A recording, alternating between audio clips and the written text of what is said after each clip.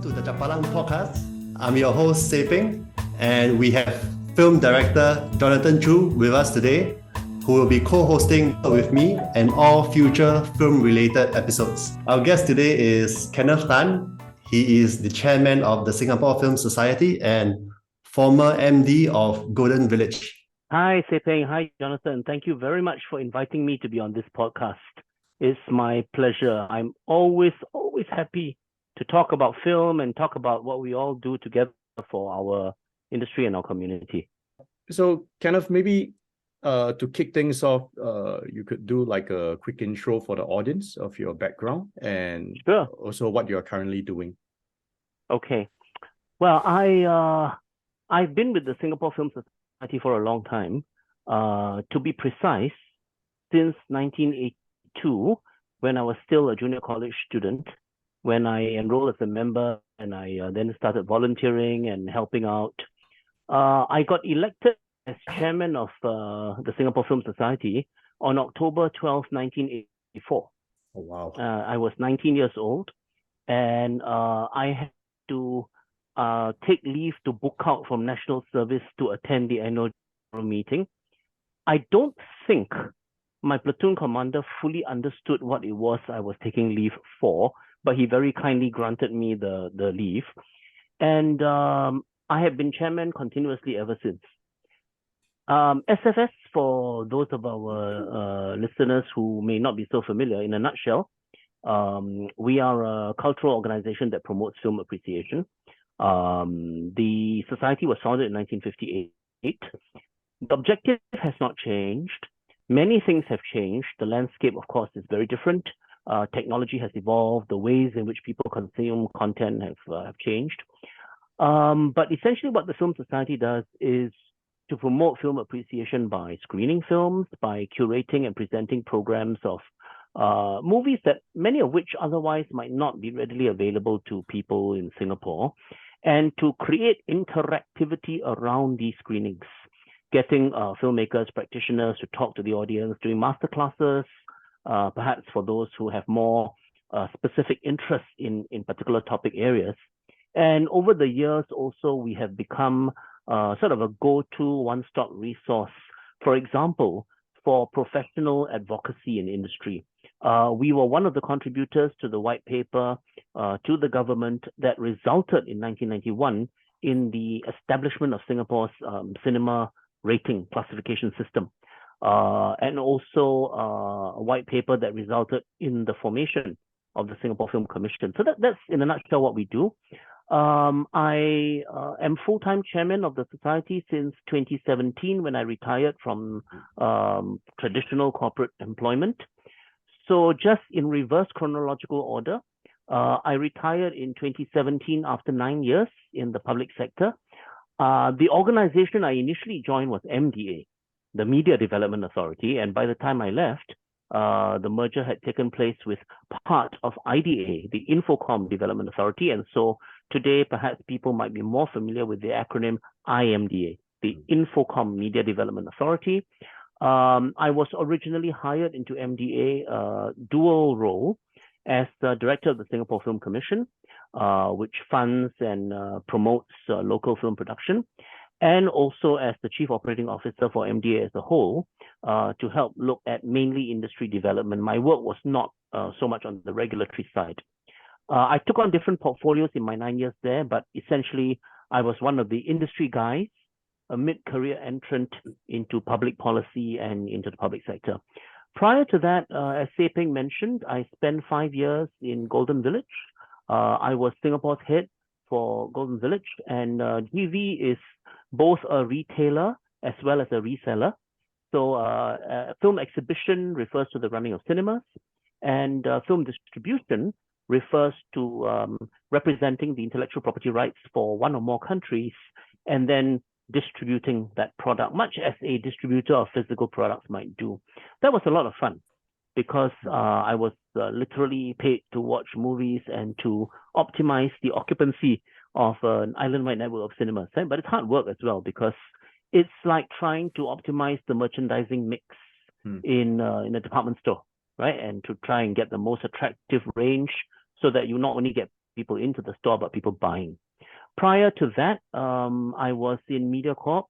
As Seping mentioned, I was running MediaCorp Television, and then I subsequently also was entrusted with MediaCorp Radio and with group communications for the MediaCorp group. This was at a time of the then media liberalization, where terrestrial broadcasting was demonopolized. And so there was another broadcaster, and then MediaCorp also went into the newspaper publishing domain. So those of us who were hired in, we were like change agents to prepare for competition. And then prior to that, I started my after university kind of career. When I use the word career, the first 12 years of that in market research. I was in Aecon Marketing and Research Consultants, client servicing, doing mainly fast-moving consumer products and services. So a lot of fun. I moderated about 3,000 focus groups in my time in Aecon.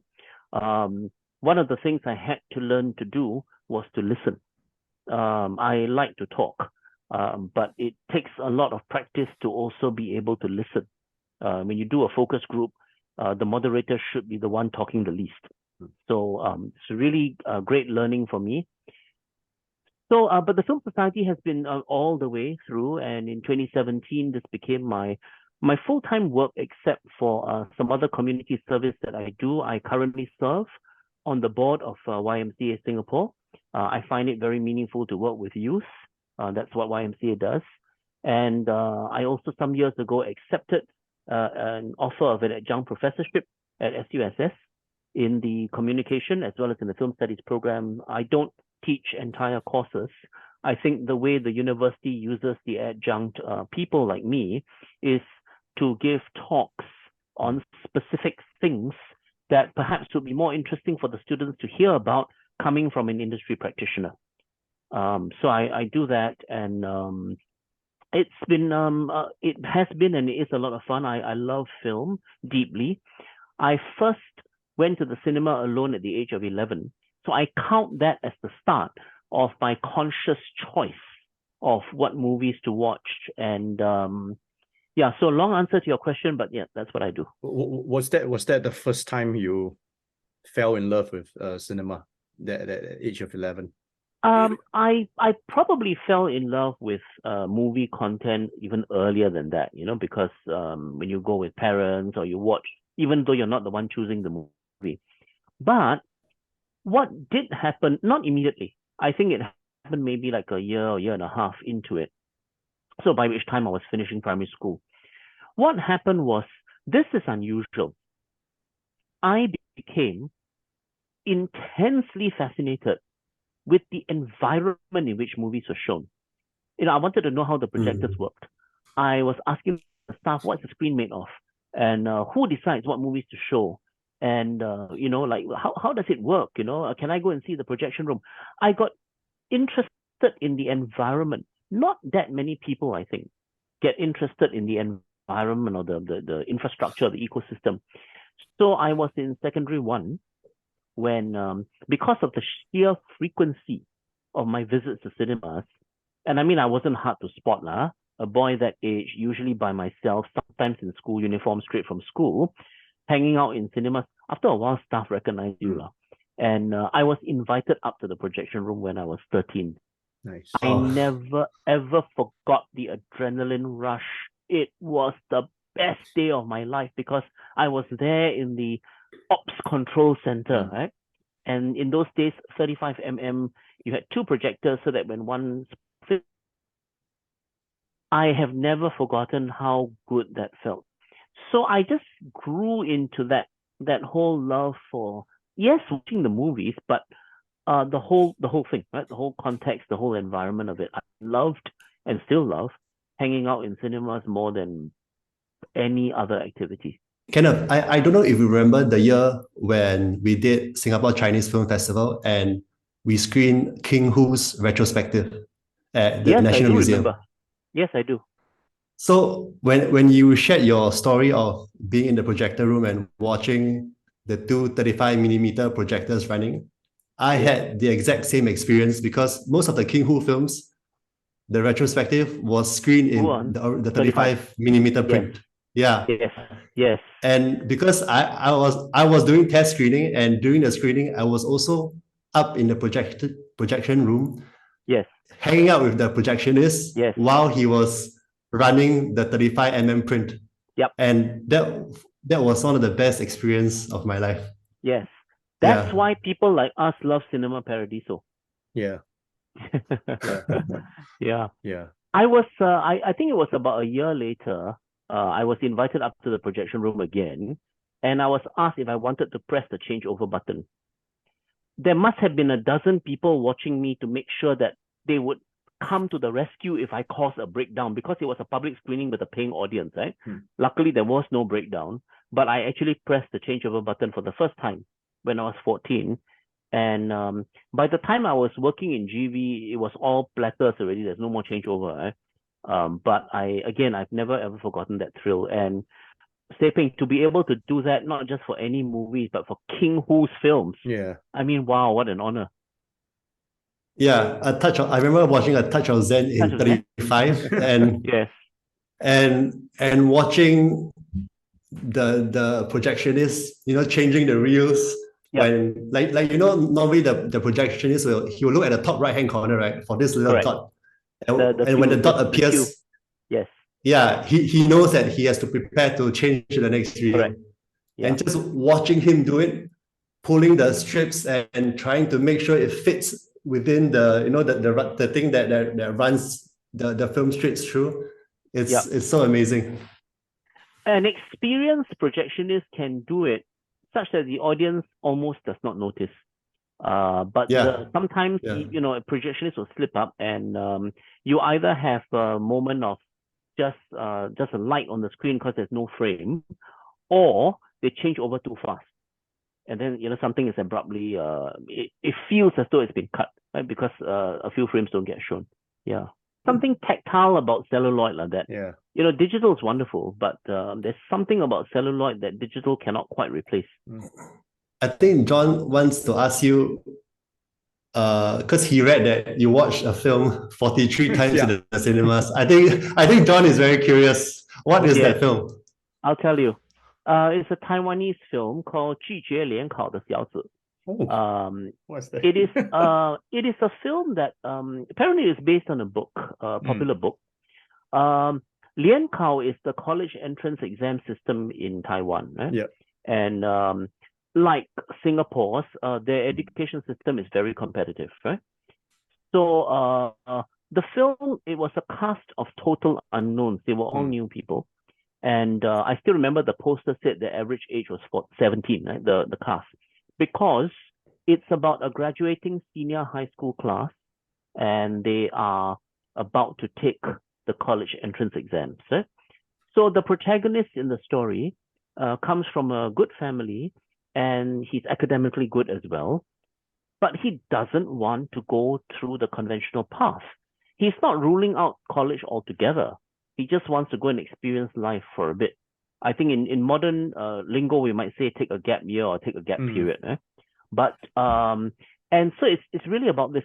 Something about that film just resonated with me.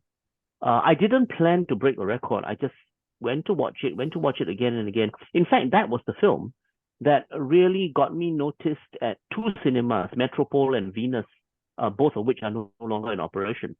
But I ended up watching that film. Now, I can't remember the split between Metropole and Venus, but those are the only two cinemas at which I watched it. In total, 43 times in the cinema.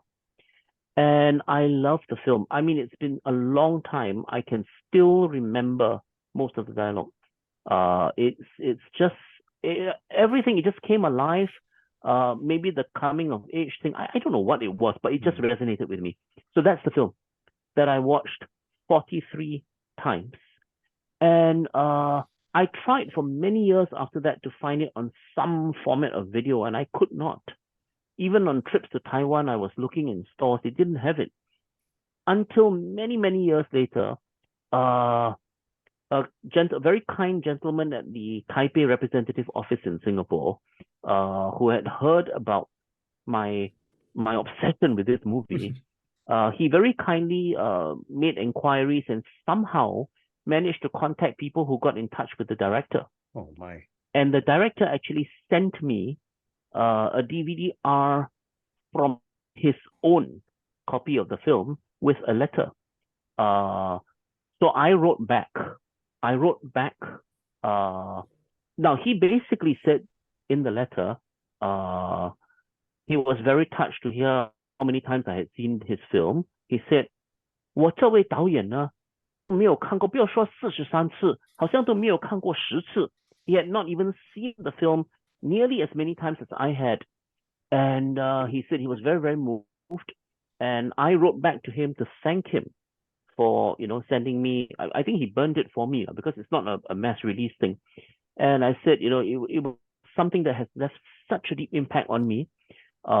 He shared in his letter also that in recent years at that time, he'd been doing more work in television. And this was a time also when stereoscopic 3D was taking off again. So he was starting to look at that for visual effects and to see how, there was a lot of hype about the possibility of 3D television and what you could do with that content. So that's what he was doing. But that's the movie. That's the movie that I watched 43 times in the cinema. What was it about the film that captivated you so much? It's hard to name one thing, but it was many things. I think I just found it really, there's a coming of age class, so there are many, many story arcs about this person, that person, and the struggles. If you've got everything going for you in life, an Ivy League university, but they are not problem-free, and those who can't, and so on. But it was that. I think it was just, that film was typical of, it came out in 1980, so it's very typical of that era of 校园民歌, and that kind of thing about what we in Singapore subsequently seen Yao as our version, right? Yep. That feel, that vibe, very much. Something about it just resonated with me, and I just went to see it again and again and again and again. And I still remember a cleaning auntie, after one of the screenings at the cinema, said to me, 小弟啊，你这套戏啊，你好像看了很多次了，我看到你很多次了。我说是啊 auntie， 我看了很多次。The cleaning auntie said that to me. She recognized me just because I was there so often. So that's the film. Siping, do you have any experience when you revisited the cinema over and over again to watch a certain film? Unfortunately, I'm so price conscious that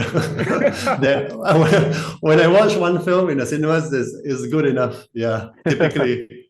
Yeah. The cinema staff were very, very kind to me because employees get free tickets, but not a lot, right? So the 43 times, 2 times I had a complimentary ticket. I paid 41 times, but 2 viewings were on staff complimentary tickets. They treated me. It was really nice of them. I mean, they probably thought this little boy is really strange. I mean, let's just treat him. So I had complimentary tickets for 2 of the viewings, but 41 times I paid. Yeah. Yeah, and it's so fitting that, at age 11, you fell in love with literally the physical cinema and with film. Yeah. And I think about 2-3 decades later, you became the MD, the managing director of GV. So, I mean, share with us, right? How did you get the opportunity to work at GV? I'll tell you what happened. So when GV entered the Singapore market, in fact, they reached out to SFS, to me, right? And essentially what they said. When was this? 1992, right? The Australian company, they came into the Singapore market in 1992, Yishun 10, that was their first. And David Glass was the founding MD from Australia.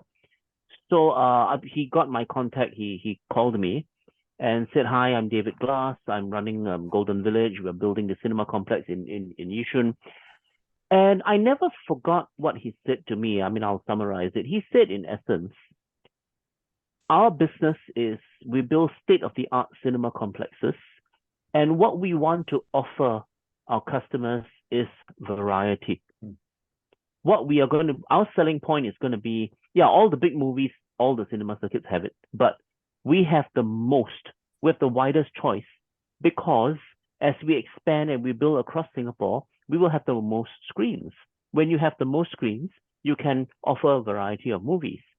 He said, I've been told about your Singapore Film Society. Would you like to work with us?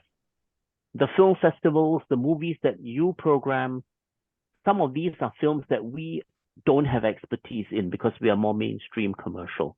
Our venue is mainstream commercial, but we welcome your content, right, which can be curated because it will bring variety into our space. So that's how it started. And over the years, David subsequently finished his posting here and left, and other SFS colleagues and I got to know a lot more people in Golden Village. Now, how I got the job, I was working in MediaCorp at the time, and Kurt Reeder, Kurt is now with Warner Brothers, right? So, but at that time he was running Golden Village, and I knew him well. I mean, we were doing things together, SFS and GV, and I remember he called me on Friday to ask if I could have breakfast with him on Monday. I said, sure, and I didn't ask. I never ask when people want to meet me. I never ask, what is it about? I mean, I find that a bit. If people, I want to meet someone and then they ask me what it's about, I think, So I didn't ask. So I went to have breakfast with him. I still remember at that time, it wasn't called the Line in Shangri-La, the basement. It was called, I think, the Waterfall Cafe. But same thing lah. It was the breakfast place, and actually, it wasn't really a breakfast meal. I had eaten, and I discovered he had eaten. So it's essentially 2 cups of coffee. Yeah? But he told me 2 things. He told me 2 things at that Monday morning breakfast meeting. One, that he was very likely to leave Golden Village. He said, I wanted to tell you, before everything is announced, I'm taking up a regional position with UIP, United International Pictures, the company that distributes Paramount and Universal. So I said, oh, wow, gee, Kurt, I mean, wow, that's it's an elevation, right? You're taking a regional role. I said, will you still be in Singapore? He said, yeah, the position is based here. I said, well, wow, I'm happy for you. I'm happy for UIP. You're still in the industry, but gee, I'm really sad for GV, and now I got to go and build a relationship with your successor. Who's going to take over? He said, well, that's the second reason I asked to have breakfast with you. And I hope you won't be mad at me because I should have consulted you first. But here's what's happened, Kenneth. So when I told head office in Melbourne about UIP hiring me, they reacted in a similar manner, saying, well, you're still in the industry. Don't forget us when you license films to us because you used to run us, And then he said, our chairman, the chairman of GV, said, well, you haven't completed your contract yet. And obviously, if you need to go, you go with our blessing. But what are we going to do about your role? Because this is not in the game plan, right? So he said, I hope you won't get mad at me. But I said, Kenneth Tan from the Singapore Film Society, right? He knows our cinemas actually better than some of us do. Why don't we hire him? And Kurt said, I asked you out for breakfast also to tell you that you're probably going to get a call from Melbourne over the next few days. And I looked at him and said, wow. My mind was in a whirl because of course, it was nice of him to do that. Of course, in a lot of ways, it would be a dream job for me. But I was very happy at MediaCorp. I had no intentions of leaving. It's not that I thought I'd be there forever, but I just wasn't thinking about moving on. So I thanked him, and we finished our coffee. I went back. It was a working day, so I went back to the office. I walked straight to.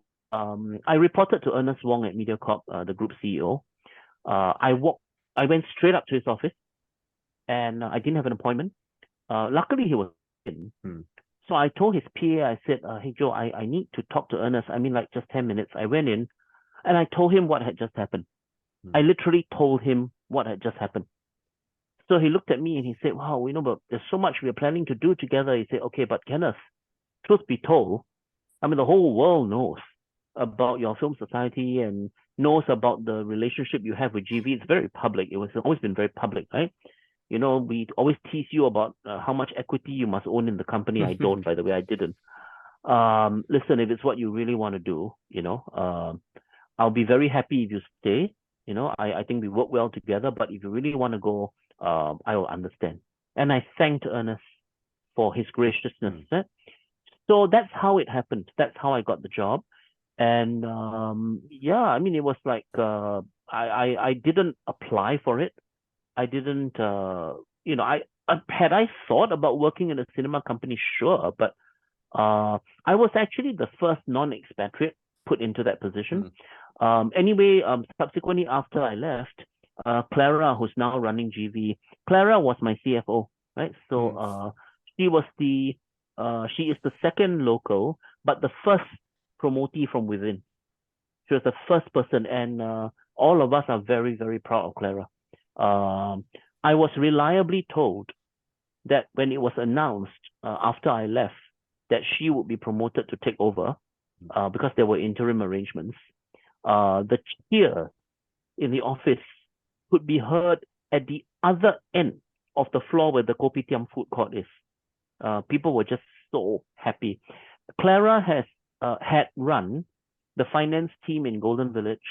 Let me put it this way. It has been 2008, 15 years since I left GV. At the time I was in GV, the finance team of Golden Village, and now the finance team in Golden Village, 0 staff turnover. 0. Wow.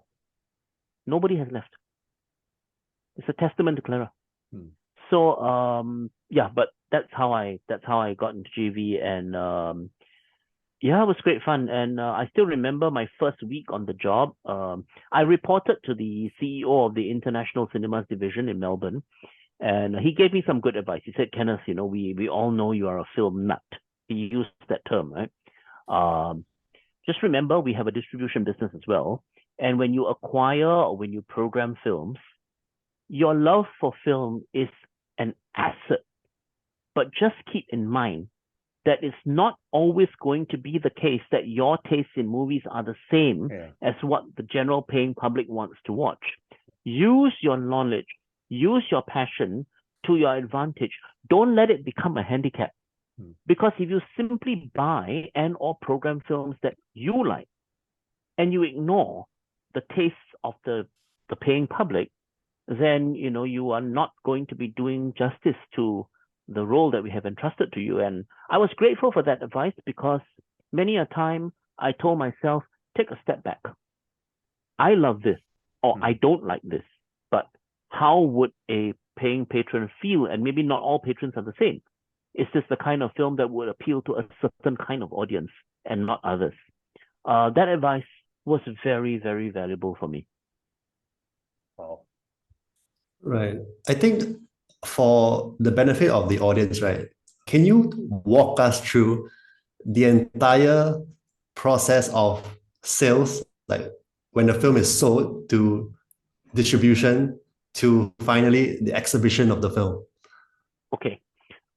So that's a very neat and accurate way of dividing it into two parts of the workflow, right?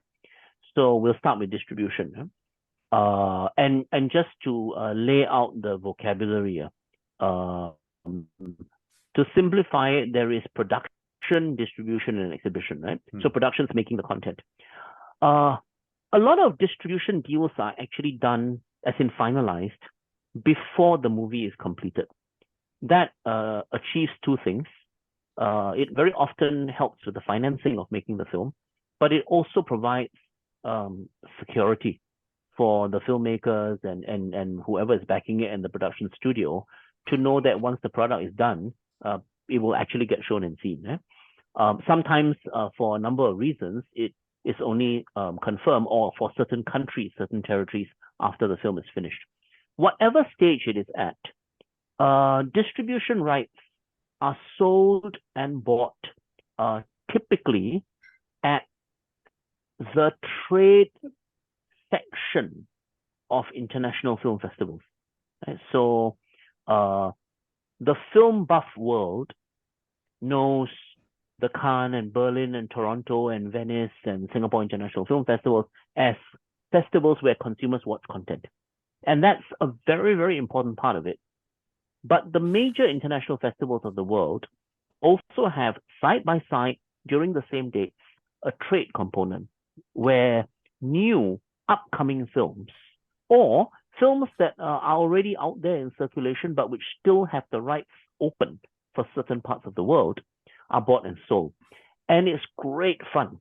It's great fun because when you go for these, what you call markets, think of it like any kind of trade expo for any industry, except that what is being sold and bought is the rights to motion pictures.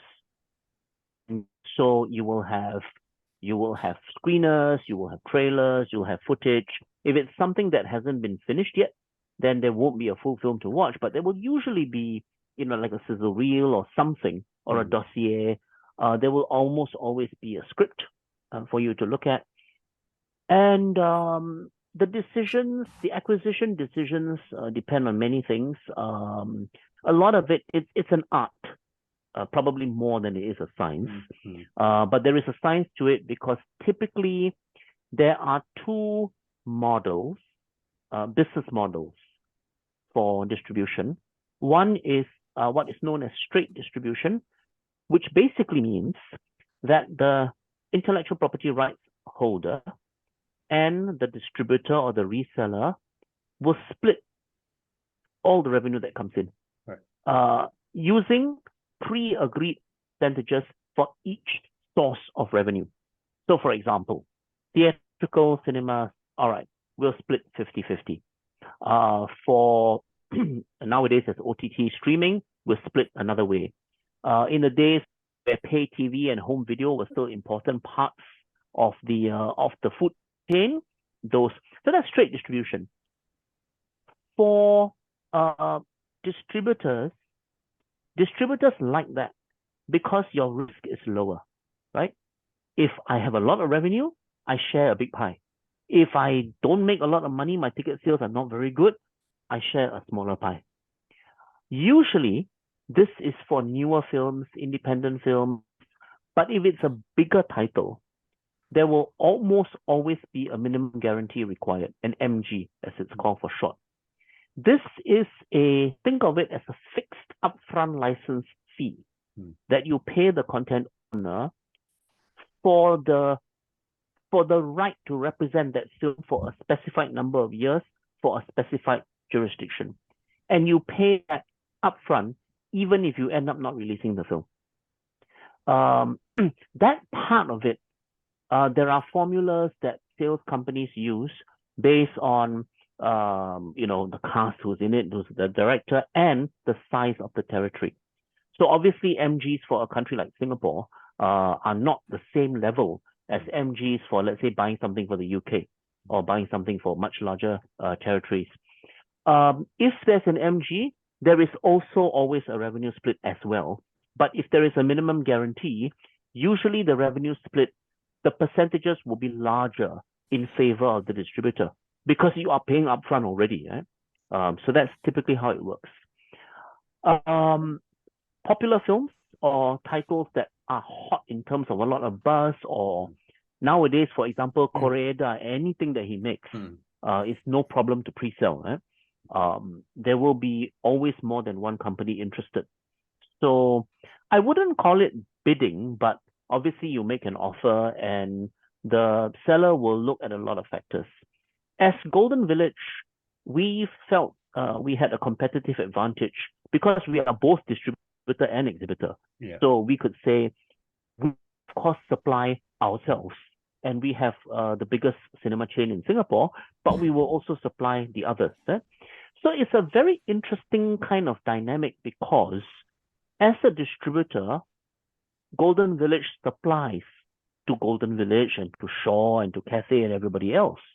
As an exhibitor, Golden Village competes with Shaw and Cathay and everybody else, right? So sometimes your retailer is your business partner, and sometimes your retailer is your direct competitor. It's interesting. In America, antitrust laws forbid this. So if you are a cinema exhibitor, you cannot be a distributor.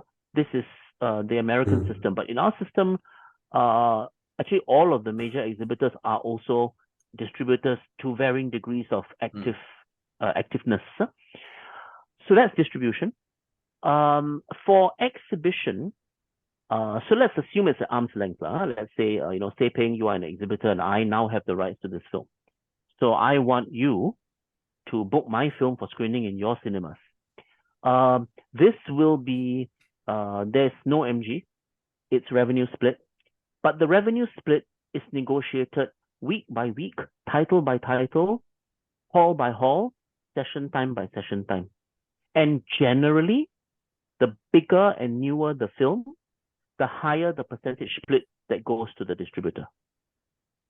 The longer the run of the film, let's say you run the film into the 6th consecutive week, the larger the percentage skew will go to you, to the retailer, as an incentive to you to keep the product on the shelf. This is a business with a very high churn rate because a mass cinema going audience wants new stuff, fresh stuff. A movie that opened 3 weeks ago is old. I want to see the latest film. So this is why also it is a business competitive advantage to not only have many outlets, but have different hall sizes, because you can move the films around. And you want to optimize your utilization. It's an art. Sometimes you misjudge, right? You think a film is going to be really popular. First week, you put it in GV Max at Vivo City, 602 seats, and then every screening you sell 20 seats. It happens. It does happen, right? So on the exhibition side, that's essentially how that works. Think of it as cost of goods sold. Your cost of goods sold is sharing your box office, but the percentage is a sliding scale depending on how new, how big the film is, how old it is, and also your bargaining power. If you are a big cinema chain, people want your retail outlets, right? If you only have one outlet or two outlets, generally you end up paying higher percentages, film higher to the distributor, because hey, you only have these few outlets, so you want to stock my product, you're going to pay me more. It's not unfair. That's essentially how it works everywhere in the world. A few differences. In Singapore, we have GST. So GST is deducted at source. What is split is the ticket sales revenue net of GST. And I think in other countries with the sales tax or similar VAT and so on, it operates similarly. That's a summary of the kind of how the business models work. Yeah, and I'm also curious, right? In terms of how the distribution and exhibition landscape has evolved over the years in Singapore. Like I remember when I started going to the cinemas, like one of my favorite cinemas to go to was Cathay Cine Leisure. And at the time, I think there was this picture house where they screened more independent and art house films. I remember watching a separation there. The Iranian and film. Yes. And I think Picture House has, I don't know if they're still around, probably not, if I remember correctly. And I think over the years, some cinemas have passed on, and there's been new cinemas that came around. So I'm just curious how you see that evolution. And also for, I think certain distributors, they also kind of retired while a new distributor came up. Yes, you're right, Sepeng. I think there is a life cycle. I would answer your question in two parts. Now, one turning point was actually the entry of the multiplexes, and that was Golden Village in 1992, right? So that everybody started renovating or building multi-screen cinema complexes. With the birth of multiplexes comes choice, variety. Because suddenly, in one location, it's not just one auditorium. You have multiple auditoriums, right? So that's one. And the era that you mentioned, where whether it's Cine Leisure or other places, you can find that's when it was really common, and it was an expansion phase, right? So there was a lot of development going on, and new malls or malls that didn't yet have a cinema and so on. That is one part of it.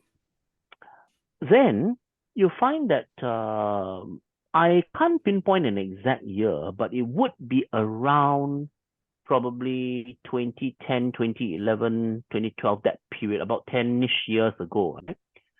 When streaming became something to take notice of. Now, at that time, we didn't have the OTT landscape that we have now, but already it was, you remember the days where if you wanted to watch a 30-second trailer online, you had to wait for it to download overnight.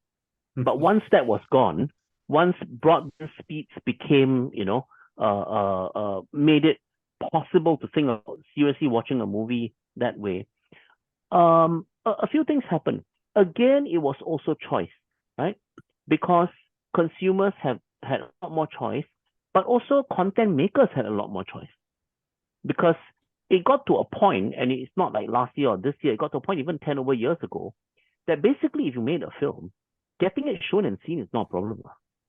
You can get people to watch it. Monetizing it is another matter, but you can get eyeballs. You could get eyeballs.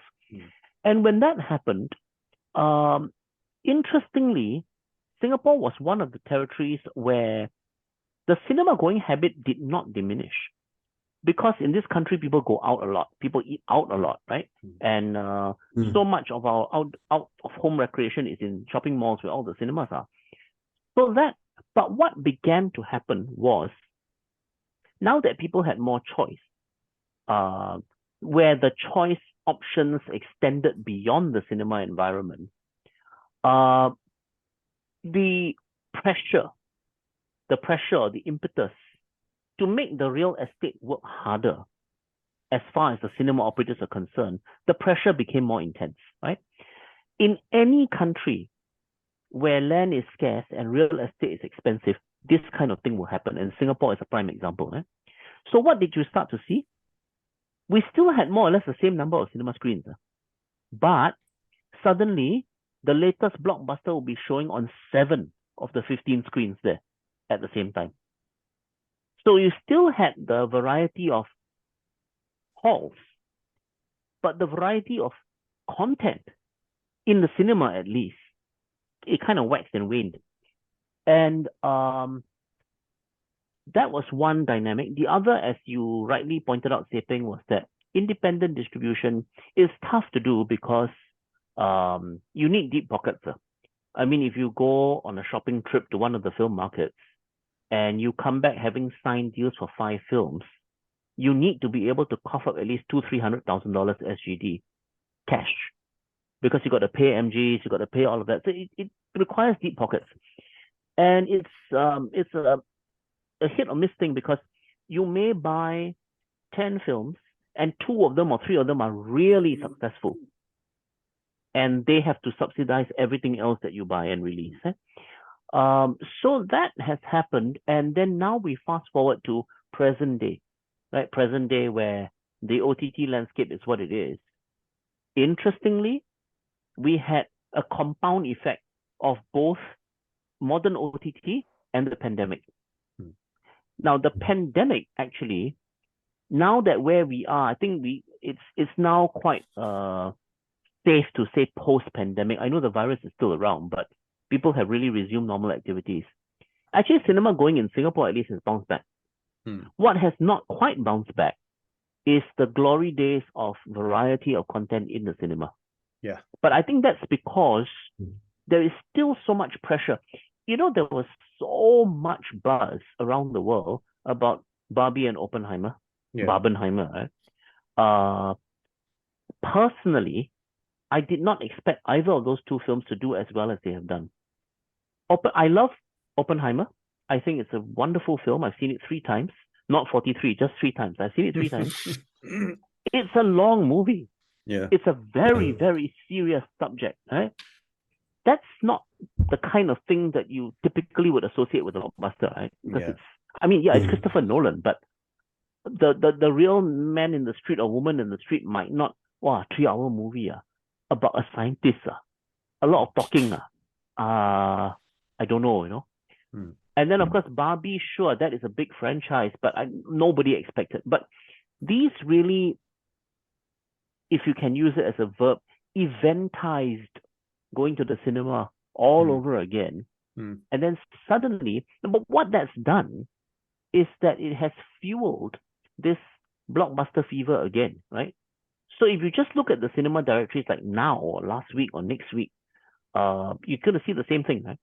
You may have 10 screens in a particular facility, maybe only 4 movies to choose from. So I think this is also where, this is probably one of the reasons why film festivals have proliferated in this country. People want to see, and we are very, very, very fortunate in Singapore because our film festivals can be held in proper cinemas. In some parts of the world, that's not possible. So the fact that people can go and watch film festival content, but they can go to the familiar places where they also smell the popcorn and where they watch all the superhero films, it makes it easy for people. In terms of the emotional barrier as well, right? If you go to an art and culture institute or a museum to watch a film, look, I love the National Museum Theatre, but I know of people who, when the museum was very regularly screening films in the basement, people said, museum, a bit atas. I don't know whether I go there. Everybody's so learned, But whereas if you go and watch a film or a film festival in a cinema, there's no barrier. So I think the reason why sometimes people ask, there are so many film festivals happening in Singapore. In the month of October right now, there are 7. 7 film festivals in 1 month. It's actually crazy. Why? There is this appetite. I think people want to watch these films. Some of those films are available on streaming, but they want to see the films in a cinema environment. Even at the time we did the King Hu retrospective on 35mm, there were other ways to watch King Hu films legitimately, but people still wanted to come and see the big screen. So I think that's my analysis. That's my take on this thing. The good thing is that, I do see. I think no matter what, people will still want to watch good content, and we have more and more media related curricula now in Singapore. You have, you've got LaSalle, you've got Ngee you've got NTU, and eventually the University of Arts. I hope that will grow even more. So I think that, and you just look at last week, we just did the premiere of In Mother's Skin, right? And then I learned, Seping, that Angelina was your LaSalle classmate. But it was so wonderful and that film has been acquired by Amazon, right? Prime Video. So ours was the only theatrical screening in Singapore. It is so wonderful for me to intro a film and to do the Q&A for a movie where this is a co-production between Singapore and 2 other countries in Asia, and where we have so many Singaporean talents working above the line. It speaks volumes, right? JX produced it, Eric and Lim Teck and his wife executive produced it, Angelina is associate producer, Russell is the DOP. This is just awesome, Look, I enjoy doing intros even when it's on films from a country I've got absolutely no relationship with. But something like this, I think it was great. SFS had no prior contact with the Embassy of the Philippines at all. I wanted to invite the Philippine ambassador. I looked at the embassy website. I wrote to the info email address. And then his PA replied, he accepted the invitation, he came. And he also reached out to the Filipino business and culture community in Singapore. Film brings people together, right? It really does. And it's a wonderful thing. So I'm very, very upbeat about what lies ahead, even though people talk about, the world has changed, cinema going is not the same. Yeah, it's not the same. It isn't the same. But cinema has thrived even in the face of the invention of home television, the advent of home video, the various technological basis and formats of home video, the advent of streaming, the proliferation of streaming, the popularity of streaming, even the major Hollywood studios going day and date, and sometimes not even releasing theatrical, just going only on streaming. And yet, the cinema continues to thrive. So the form may change, but I have every confidence that it will continue to thrive. Before I ask you about Singapore cinema, right? I just would like you to confirm. I heard the cinema multiplexes make most of their revenue from popcorn and soft drinks and all of that. Like that's where the majority of the revenue comes from. True or false? The majority of the profit, Seping, not the revenue, the profit. If you look at revenue in terms of absolute money, it's still more money from the ticket sales, absolute dollar value. But the margin on cinema tickets is quite thin for the exhibitor, because the exhibitor, after you deduct GST, has to pay all of the overhead plus the rent, plus the percentage for the film hire, the cost of the film. I don't know the exact ratio for other countries, but I can tell you that for Singapore, for every dollar sold at the box office, on average, the exhibitor makes a profit of 7 cents. Oh, man. Profit. F&B, the absolute amount is not as big as box office. Now, don't talk about 2020. I mean, the lockdown and all that was abnormal. I'm talking about a more typical year. Right? But for every dollar of F&B that is sold in Singapore cinemas, 63 cents is profit. So we're talking about profit or profit margin. Maybe that's the more precise term to use. But absolute dollar value, you get a few more Barbie and Oppenheimer types. The revenue is still from box office. The profit is from F&B for the retailer. Can you just walk us briefly through, like, for example, if I pay $15 at GV now for a weekend film, how break down like which dollar goes to who, which this dollar goes to who, the other person. Okay, all right.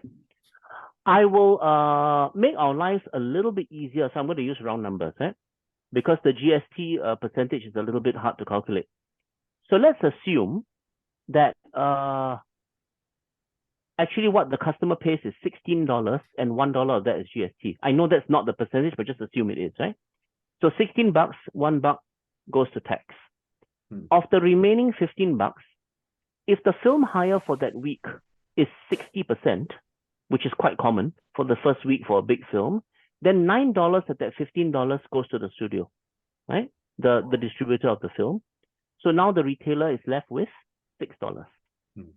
Out of the $6, you have to pay staff. Staff, both the location, front of house staff, ticketing, candy bar, your projectionist, your front of house staff, the ones who wear uniform, as well as the overhead apportionment for the cinema head office that does the programming, the scheduling, operations, all of the things shaping that we do in SFS, but on a commercial scale, right? So of that $6, you probably have maybe half of that, $3 going to pay for overhead / staff. Now you're left with $3. And probably $2.93 of that goes to pay for the rent for the premises and the utilities. 7 cents out of $15. 7 cents, yeah. Oh my God. This will not be very far off. This is quite accurate. The only liberty I took was with the GST amount to make it easier, because that one is deducted at source. So that's the thing. But think of it, if it feels sobering, think of this multiplied manifold, because you have a lot of movies and a lot of tickets. We're talking about a lot of cash. It doesn't sound like a lot of money if it's 7 cents, but you multiply that up, right? Singapore sells 20 million cinema tickets a year, not counting film festivals. Wow. So that's a lot of tickets. Like taking in consideration the like in 2019 when they had those Avengers films. Yeah. Yeah, Yes. those probably multiply like. Yeah. Yeah. Correct. Any of the modern examples, Avengers, Spider-Man. Now added to the canon will be the Barbie and Oppenheimer type. Yeah. Just curious, Kenneth, because you've probably been around distribution back when the old Spider-Man was around, right? Oh, Tobey Maguire? Yeah. Yes. Was like, were people crazy about such spectacle movies back then? Because I was still quite a young age, so I can't really remember the box office numbers there. But I always have this impression that it's much more now. Yeah. All right. I'll give you a complete answer in this way. If you look at absolute value, now Titanic, for example, Yeah. Titanic is probably one of the biggest films of that era, right? 97, 98. Titanic did I think 5.8 million Singapore dollars in Singapore, right? So did Jack Neo's Money No Enough, right? It holds the record of having the same box office as James Cameron's Titanic in Singapore. Now, of course, ticket prices now are not quite the same. If memory serves me correctly, Avengers Endgame in Singapore just crossed 14 million, I think 14.1 or 14.2, something like that, 14 million Singapore dollars, right? So that's more than double. But I don't know offhand what was the number of admissions. I suspect it was not double the number of admissions. It's that ticket prices were higher. And to come back to your question about the Tobey Maguire era of Spider-Man, each of those was huge. And I mean, those films were right up there, maybe not quite the Titanic level, but that bracket, league. Yeah, huge. Yeah, because I always remember when I was like a teen that time, it really felt like an event because it was still scarce, superhero films. So it really felt like, oh, this is a monumental thing. Like when even the preview posters came out and you just get this shiny sheen of the mask, you're like, wow, the excitement is now it's just quite saturated. Yeah. Well, I mean, also now because people, are very, they get the information in so many ways. Back then, the first time an average person saw a trailer was probably in the cinema. Yes. But nowadays, the first time you see a trailer, it's probably not. You see it in the cinema, but you have seen that trailer somewhere else before. Yeah. So it's. But I think the bigness of these big films is still there. I mean, again, you go back to the Barbie Oppenheimer example. It was a phenomenon, Right. I mean, it was really, I personally know of people who took leave to go and watch Oppenheimer in IMAX to be at the first show, when it opened in the morning at Lido IMAX. And I'm thinking, you're not a movie guy. I know you. I've known you since university, You did that, you took leave? Yeah, because I want to see this film, I want to see it in IMAX. I took leave, I want to be the first. And then I'm thinking, well, if we had more people like you, it would be. So I think there is this eventness or this epicness of big films still there, just maybe manifested in somewhat different. Same thing with Dune, the new Dune as well. But that kind of movie, you really do have to see on the big screen. Yeah. I mean, Dune, if you watch it on a small monitor at home, it's just not going to be the same, right? Yeah, no matter how good your home sound system is. John and I went to watch Oppenheimer the first day it was released in the late morning. Yep. Yeah. Full house. Full house. Yeah, full house. Yeah. IMAX. Yeah, so it was very difficult to get tickets. It was very difficult. I think you had to book like way in advance for IMAX. Yeah. Yeah, I'm glad you mentioned Jack Neo's film just now when he matched Titanic's box office, because I'm also curious, right?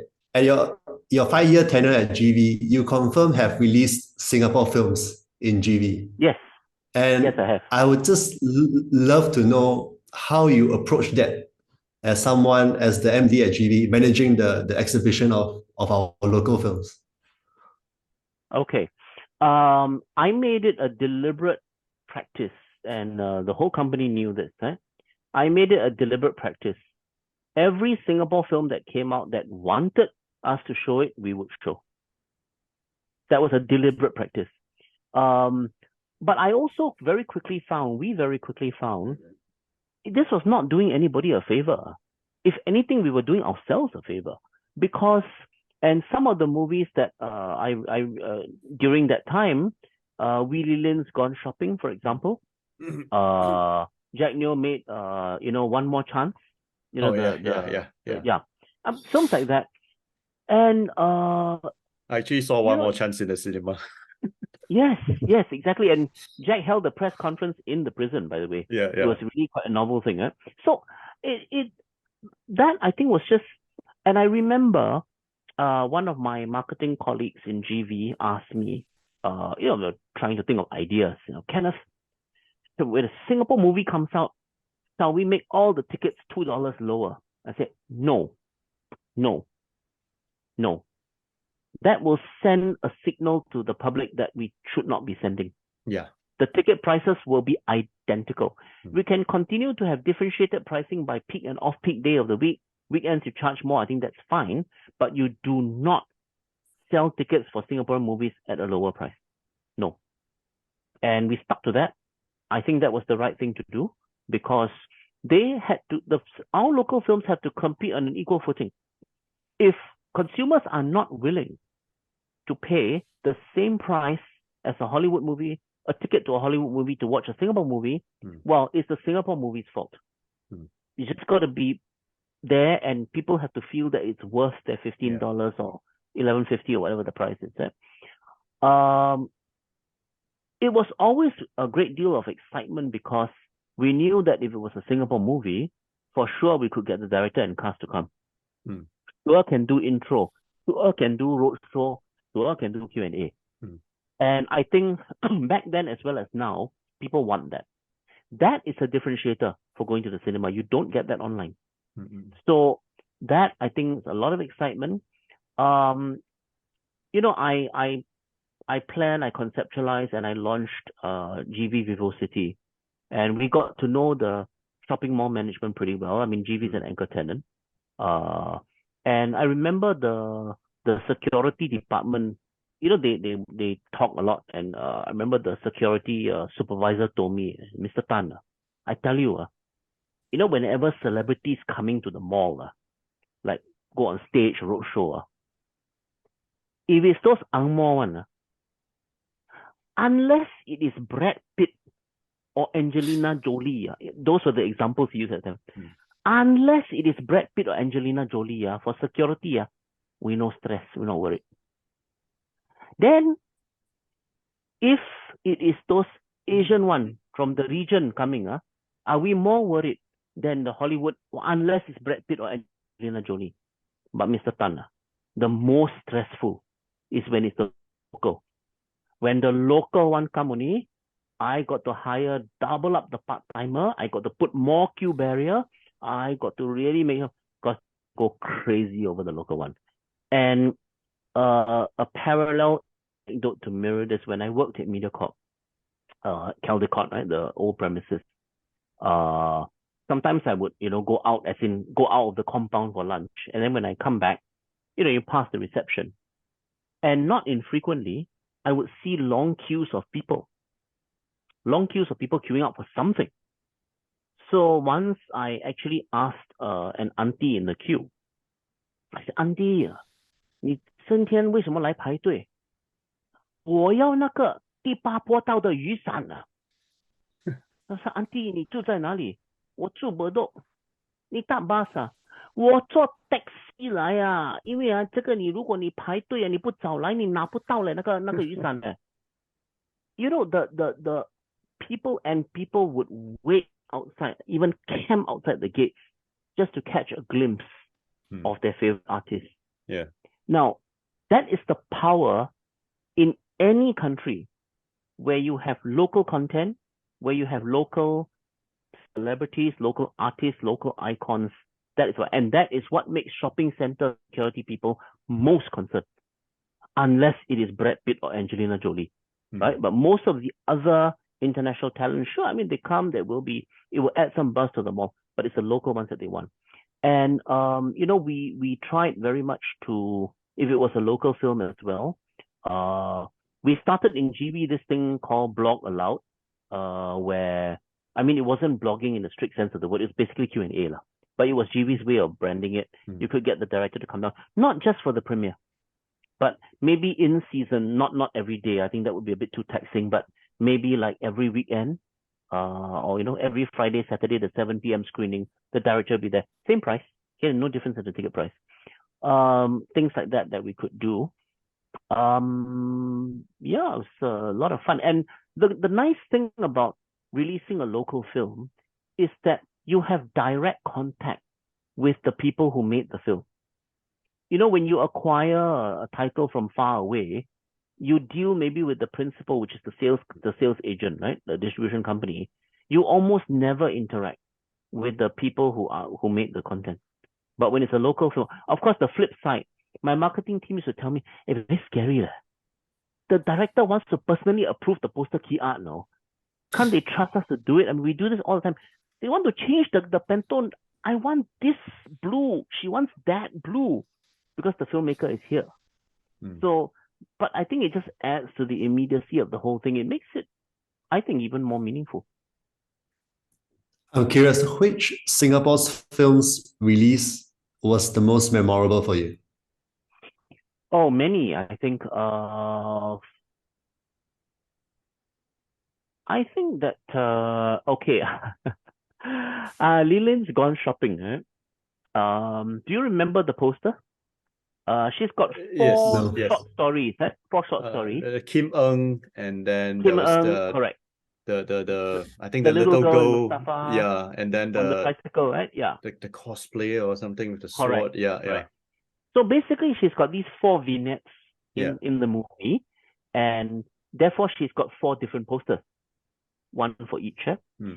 And so of course we put the posters up, and I really like hanging out in the cinema foyer. I enjoy it. I mean, I just love the environment, but it's also when it's work, you kind of observe, and I noticed something, right? I noticed that we had the Gone Shopping posters up, but people were just walking right past. They were not stopping to look or, what's this, So I actually told Lillian, I said, Lillian, I just share this with you. I mean, you're the director, it's your call, but I just want to share with you. I go around the cinemas a lot, and I've noticed this phenomenon.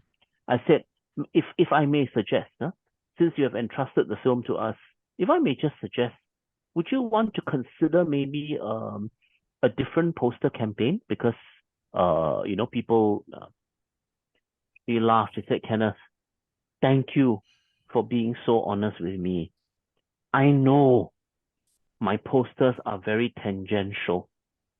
He said, but I tell you something, ever since I watched the original Stepford Wives, I've had this dream. My first feature film as a director, my posters will have a Stepford Wives look. So those posters are going to remain. I said, Lillian, I hear you. The posters will remain. But that was memorable because here was a conversation with the artist, with the creator.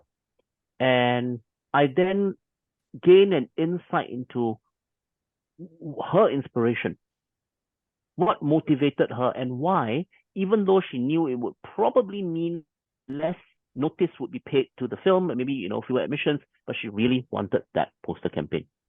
We ran Gone Shopping for 4 continuous weeks in Golden Village Cinemas island-wide. It wasn't ginormous box office, but people did talk about it. And one of the things I realized as well when I was working in GV, the churn rate of movies is quite high in Singapore because there are so many, right? And but word of mouth takes time. Even now with social media, it takes time for the desire to go and consume something. It takes time to build up. What I realized we should try and avoid happening, especially for our Singapore films, it's a situation where by the time people are interested to go and watch, it's gone. So the film had to be around. Do you remember, it's not local, but this film called An Inconvenient Truth.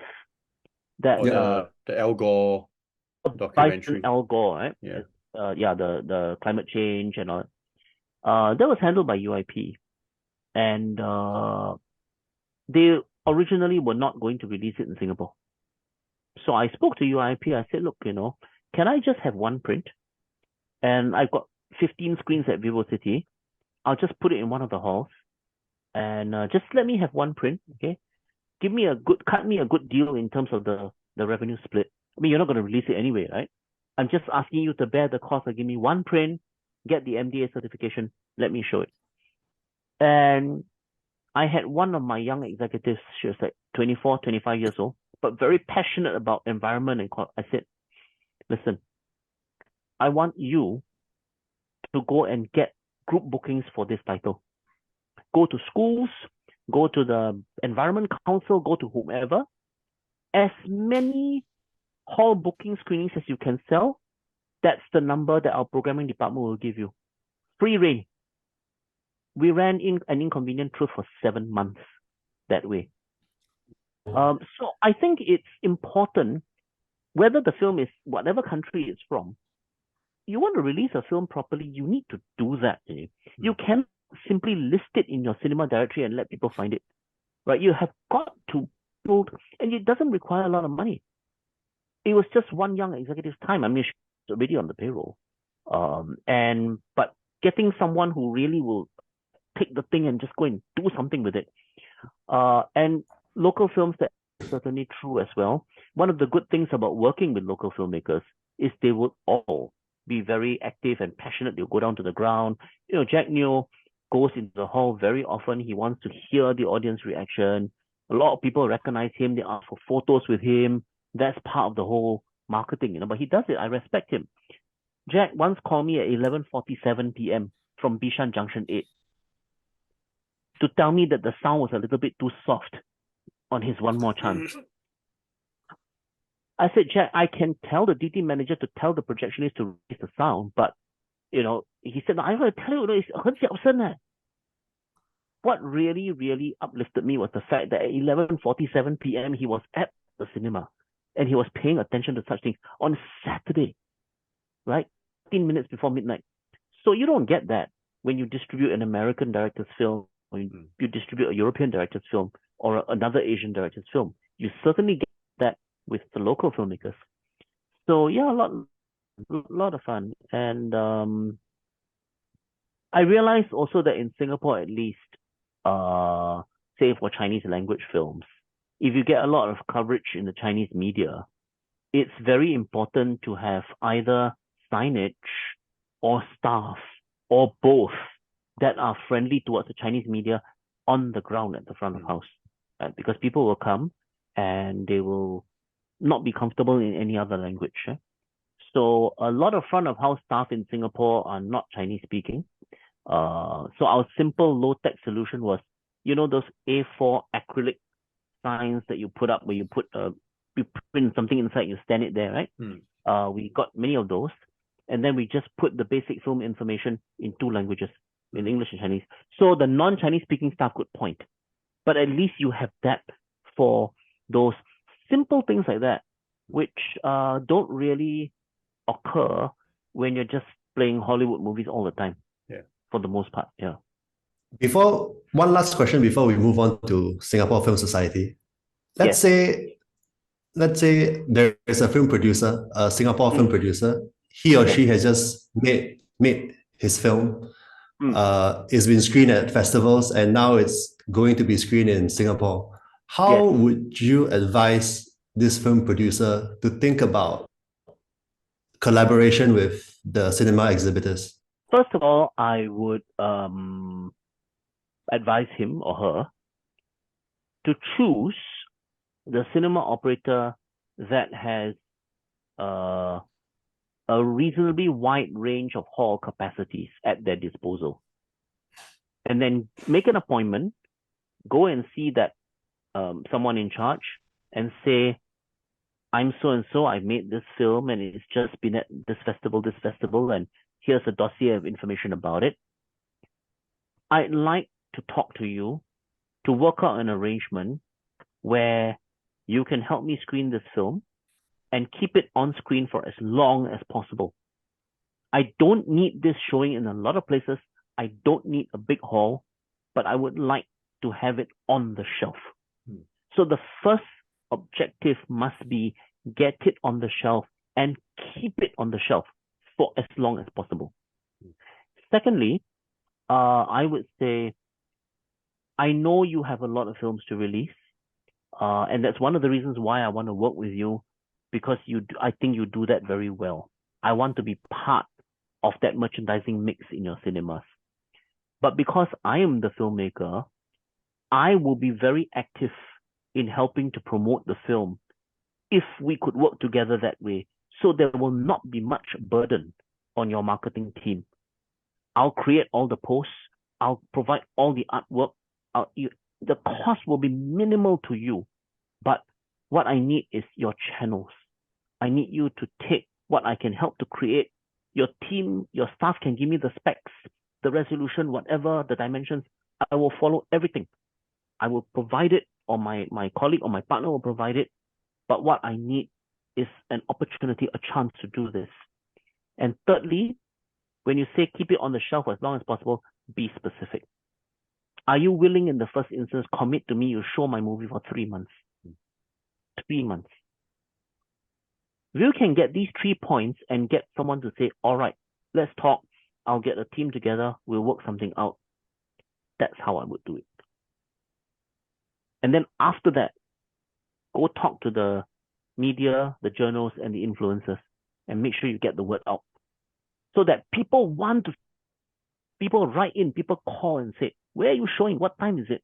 How can I come? Is it still showing? Then the cinema operator realizes, wow, gee, hey, this guy means it, man. People are asking about this film. Man. Then the rest will take care of itself. But it has got that, the investment of work has to be done upfront. It is very difficult to release a film successfully if you just simply book a date, list it on the website, and open. You just get lost because people won't notice. Even film buffs won't notice. Many a time, films have come and gone in our cinemas. I didn't even know they were shown. And I read the cinema listings all the time, every day. But even then, I didn't know because there's just so much information. Right? So that's how I would advise someone to approach. Gotcha.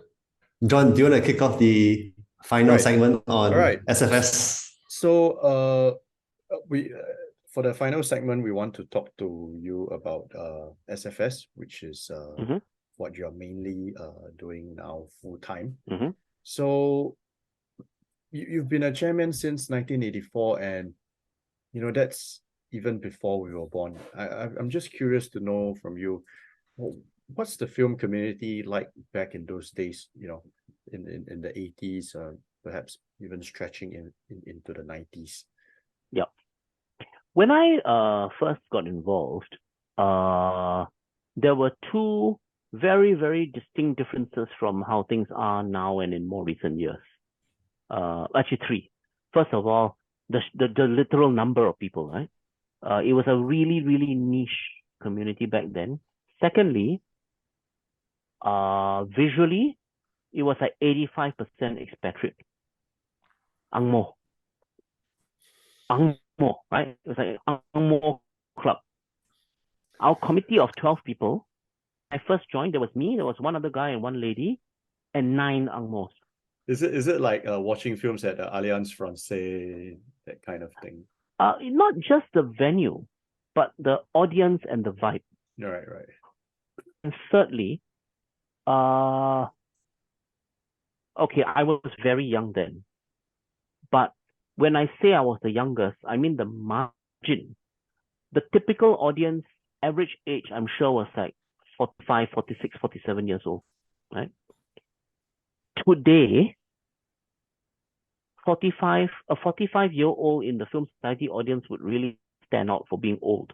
Yeah. And I can't remember when was the last time I saw an Angmo in the audience. all local, all local looking. And but I think also the thing that is the most heartening for me, I think when I first got involved, indeed it was it felt very exclusive, wow, this, I don't know, I go there, I don't know how to talk, everybody there like so learned. But now, literally, our film going community, you name it, right? I mean, it's all walks of life, Right. all ages, all profiles. All right, it's still, I know there are still people who feel, a film festival, I don't know what kind of films is it, those very boring type, talk for 2 hours and then no action, right? You still have that perception out there, but it's much broader based now, much broader based. Something I'm really happy about. I'm sure social media and modern marketing platforms have played a big part in this, because back when I first started, how did we disseminate information? We photocopied newsletters, folded them, put them into envelopes, stuck stamps, and carried bags to the post box and stuffed them into the post box. Oh, wow. Yeah. And to get publicity, we had to get the film critics from the Straits Times and Chapalang and Wan Pao and Business Times to come and watch the film, meaning that if we showed 10 films, we actually had to book 20 screening slots because there was a shadow schedule beforehand for the previews, right? We didn't have screeners. We didn't have Vimeo. It was like you screen the print. And getting that article was metaphorically a matter of life and death, right? Because if you didn't get that, you wouldn't get that publicity beyond the newsletter base. And I think also what's the best way of saying this? The context for media content consumption in Singapore now is a lot richer and more diverse. That people now, I mean, it's like short films, branded content. I mean, the TikTok and all that. People are into media. I mean, whether they say so or not, whether they realize it or not, watching content all the time. And it can make it challenging to get people's attention, but it also means that when you do anything media content related, we recently worked with SCAPE, right? The film facilitation program, the National Youth Film Awards. Beyond that, then they get the mentorship, and then they're given a bit of money to make a short film. And we screen a compilation of those shorts called Fresh Meat, right? Yeah. We did it in the cinema. 6 films, 6 filmmakers come down for Q&A, right? And, as a moderator, when I wanted a rest, I just asked them to ask each other questions. Then for 10 minutes, I could breathe, right? But it was really, and the audience, I mean, when we embarked on that, some of my colleagues said, I think the audience will basically be their crews and their supporters. Yeah, the crews did come, the supporters did come, but a lot of people, the general public, bought tickets. Yeah. I know, because you can tell from the body language who are strangers and who are people they know. Now, if we had even had that pool of local filmmakers and local film output, short film output back then, which we did not, but if we had it, the audience would not have been like that. I guarantee. So I think it has become more mainstream, more in the mainstream consciousness, which I think is a good thing. And I think that's going to continue to, that's a trend that's here to stay, for sure. Kenneth, can you give the audience a sense of how many national film festivals SFS has helped to run, and how many national embassies has SFS collaborated with? Wow. Well, because I don't think the audience has a sense of the scale that the SFS is working on. Okay. We have worked with the European Union Delegation Office and the member countries, embassies or high commissions from the European Union continuously since 1991 in Singapore. That's something like 30 countries, right? So that's one grouping. Our Japanese Film Festival, I started it in 1983. Wow. This year's is our 40th anniversary. Wow. So we've got that. European Union, these are long running.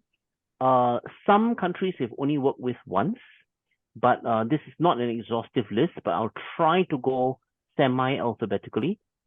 We've done Czech Film Festival, Danish Film Festival, European I've talked about, French Film Festival, German Film Festival, Hong Kong Film Festival, Israel, Italy Film Festival, Japan I talked about, Korea we're doing next week, and as a result of doing In My Mother's Skin last week, the Philippine Embassy has asked us to collaborate with them next year. Next year, 2024, will be the 55th anniversary of the establishment of diplomatic relations between the Philippines and Singapore. So we expect to do, for the first time for us, a Philippine Film Festival next year. That's PQRS. Turkish Film Festival, I have done 3 times. Is that a Middle East Film Festival? Yes, thank you, Seping. We've done that twice with the NUS Middle East Institute and some, not all of the Middle East countries.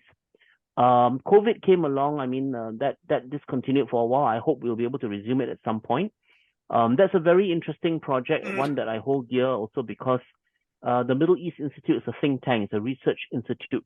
So that's a different kind of partner as an academic institution. So that I think I hope that answers your question. I think you missed Singapore Chinese Film Festival. Of course. Yeah, that one is not so much country, that's Chinese culture centric, right?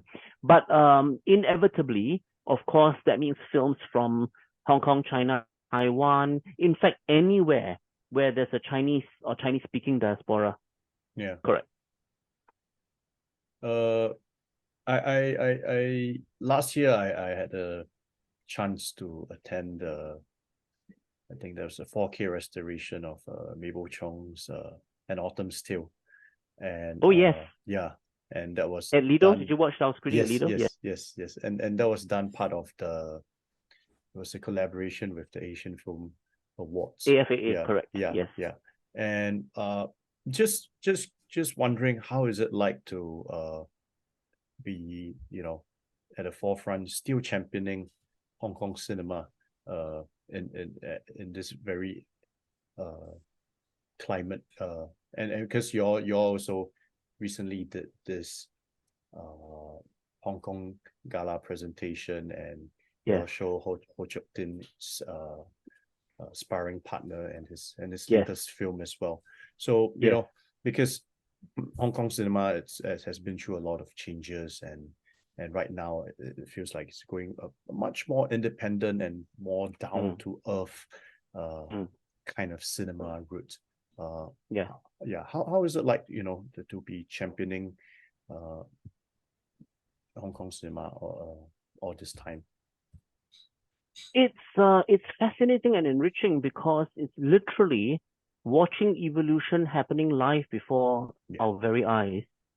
And I think the importance, the instrumentality of that championing or championship is high, even though the contexts change.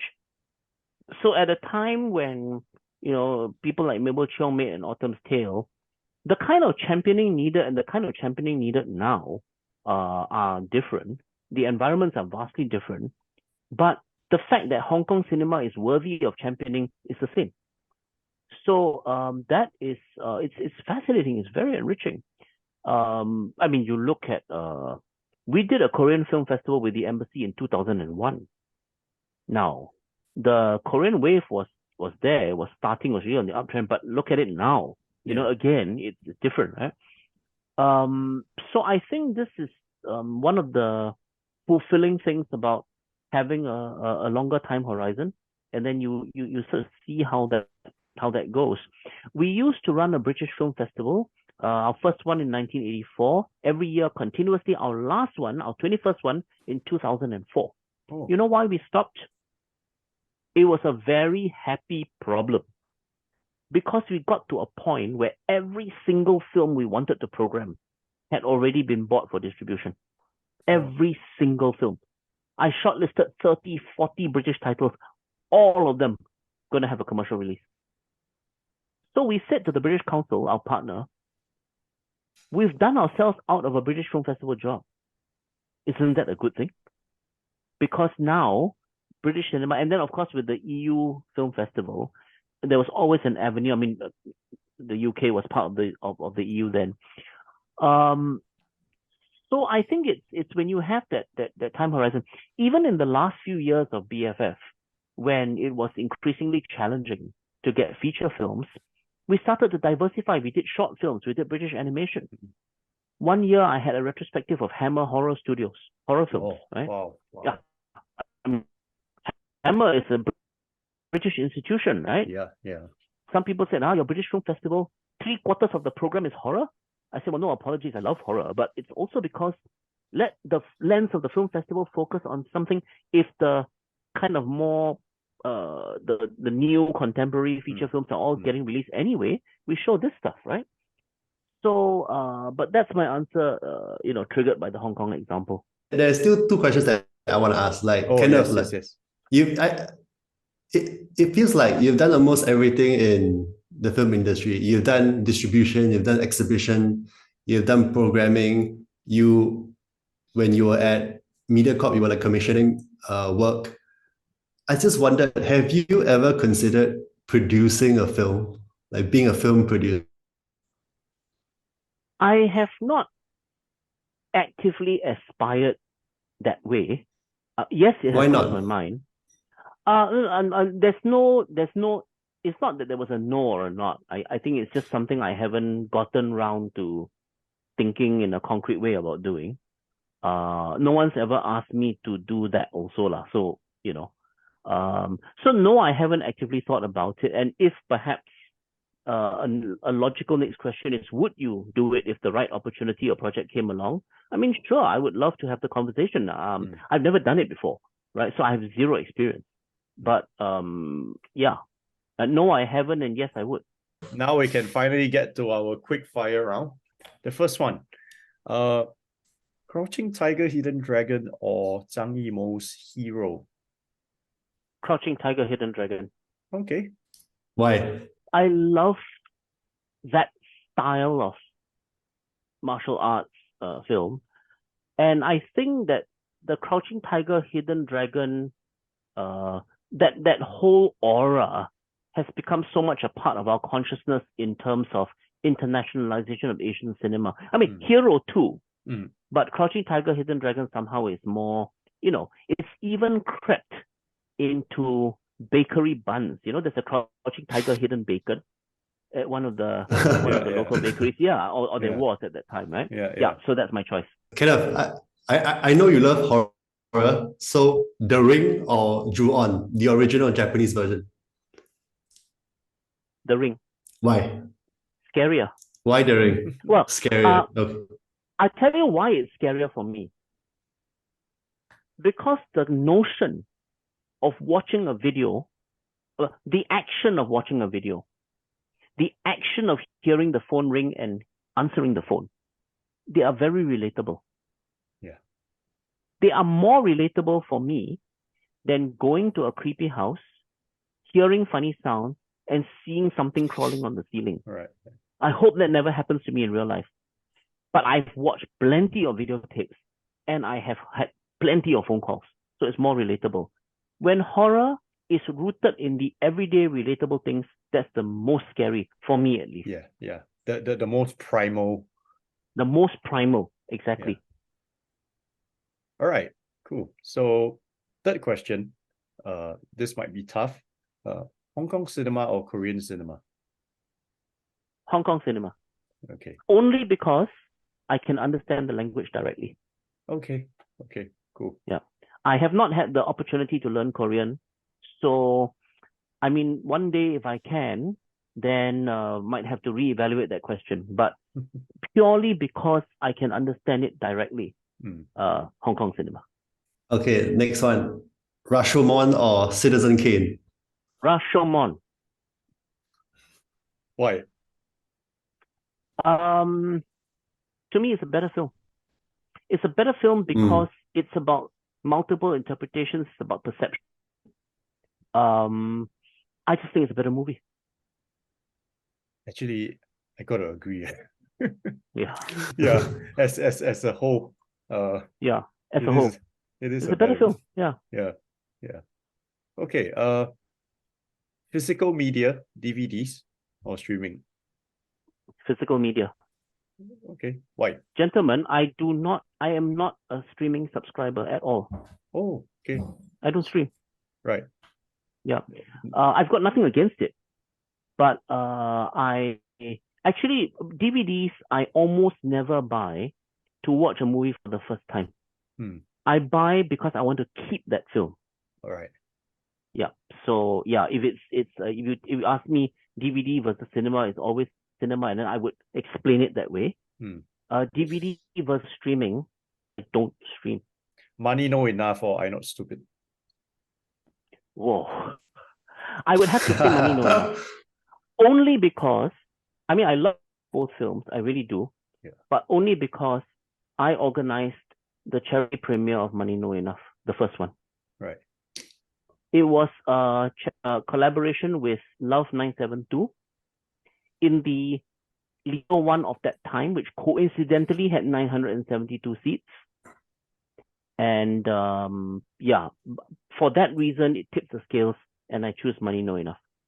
I actually really love Money No Enough. It's such a unabashed.